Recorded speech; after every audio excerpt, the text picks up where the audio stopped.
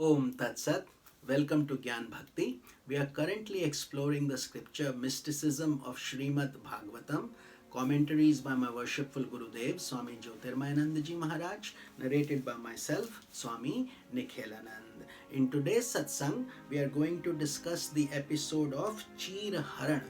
Krishna steals the Gopis' clothes. So, this episode is a very important episode, but also a very misunderstood episode. Very misunderstood and also not explained very well by most kathavachaks or people who explain the mysticism or who are sharing this knowledge. Thus, we have to be at a certain advanced level to understand it. So if we are immature in our bhakti and sadhana and we look at this episode, a lot of people criticize Krishna for going through this, as we will go through the episode. But if we are looking at it from a deeply introspective and pure mind, we will understand the mystic meaning. So let's move on this episode, which is the cause of confusion for many people in Srimad Bhagavatam. So special attention is needed when we go through this. Once for a whole month during the wintry season, the gopis observed a special worship of goddess Durga. Her name is goddess Katyayani in this case. They worship for finding a good husband. Their objective in this worship was to secure the grace of the Devi in allowing Krishna to become the supreme object of their love. So while they are asking for a husband from a material perspective in the world, their real faith lies in Krishna, who is the eventual God. They followed a special pure diet and bathed early each morning in the Yamuna river. As all spiritual practices require discipline and penance, they were following the same things, these gopis in Vrindavan. One such morning, they left their clothes by the river bank and entered into the water, joyfully singing the praises of Krishna, because they thought and loved his presence, his flute, his tricks, his stealing the butter. So he had entered their hearts in a way that cannot be explained. Krishna saw them swimming and quickly collected all their clothes and carried them high up into the nearby tree. The gopis were extremely delighted by Krishna's presence, but they were shy to come out of the water because their clothes, they did not have them on. However, with a special spiritual intent, Krishna told them that they must come up naked to get their clothes, which means he asked them to come as they were. Although still hesitating due to shyness, the gopis finally followed his instructions and Krishna returned to the garments. So these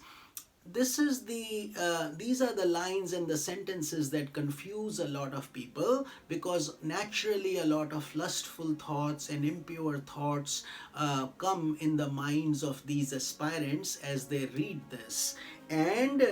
But the reality is something very profound, very different. First of all, Lord Krishna was very young, maybe 6 or 7 years old, so practically a child, not a full-grown adult at that time.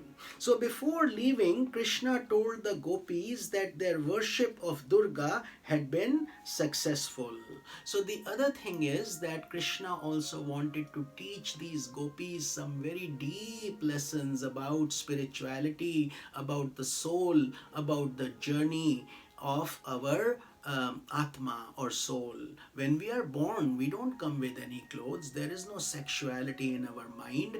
But as we grow through all these concepts thinking we are this body and senses and mind. So it has to be looked at it from a very pure and very deep perspective, like a mother taking care of her child. There is no impure thought there.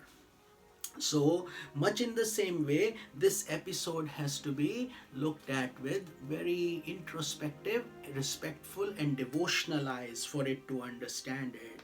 So, Krishna also wanted to show these gopis, he wanted to teach them a lesson, bless them, and also give them wisdom, as all spiritual preceptors, gurus, and divinity does to us. They put us through these tests that we have to go through. So, in this case, the gopis would attain the communion with him that they had prayed for, and in the autumn nights of the following year they would sport with him in the moonlight of Vrindavan. So he also gave them their cherished desire of being with Krishna, which is called Ras. It's a very big part of Krishna's celebration, which comes during the Ashtami time. So this is the episode. So he did return the clothes, and after they had shed all their inhibitions, and they moved on. But the other thing was that these gopis had not taken the permission of the river, and also they were performing such a holy task of praying, and they were doing tapasya. So then basically they should not have gone without any clothes in the river. That was one lesson. So he asked them to seek forgiveness from the river itself, but also to teach them that the soul is always naked. We come alone, only this body, which is a layer on our soul, is the one with a form. The soul itself does not have any form.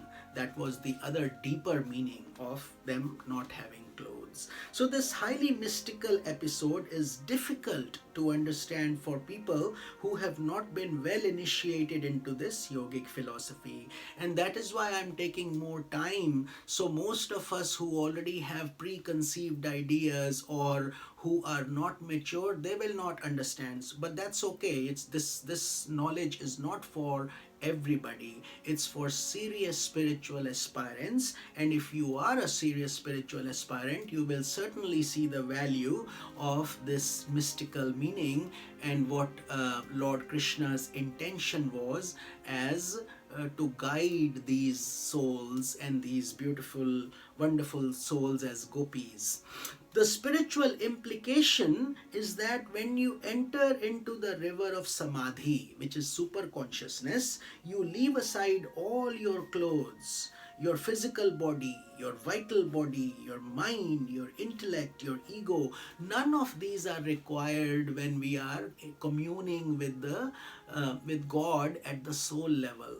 At that level, we don't have a family, a home, things, possessions. We are just us and God, and we have become one. At that level, there is no world, nothing exists. That is the most highest blissful experience. Most people do not know how it feels, and only serious spiritual aspirants who are working on this path in a dedicated manner are blessed to enjoy that journey.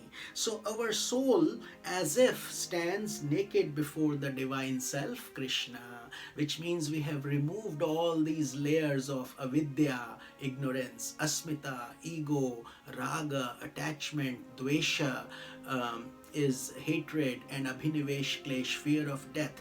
These are the clothes we are talking about, not the physical clothes the gopis were wearing. So we have to have a deeper, much deeper insight to understand this beautiful episode that most people, most worldly people, interpret so improperly. People who have lustful and impure thoughts, or the ones who criticize Krishna for such a incident. But in reality, as Guruji is explaining and we are discussing, it is garments of the layers of illusion that have to be removed so the soul can approach and mingle with God.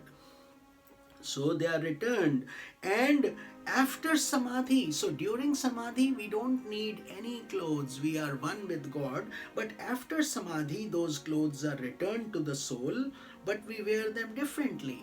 We wear them now with conscious awareness that we are not this body. So when Krishna returned all the clothes back to the gopis. After they came back, they acknowledged the presence of their bhakti, their mistakes, as well as their impurities. They removed all of them. They enjoyed communion with Krishna in samadhi, and they received the clothes back.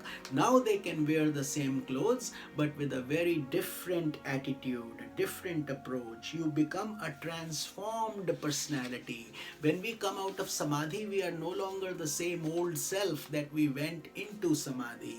We are now changed, like a crow that enters into the mystic river of Mansarovar and comes out like a swan.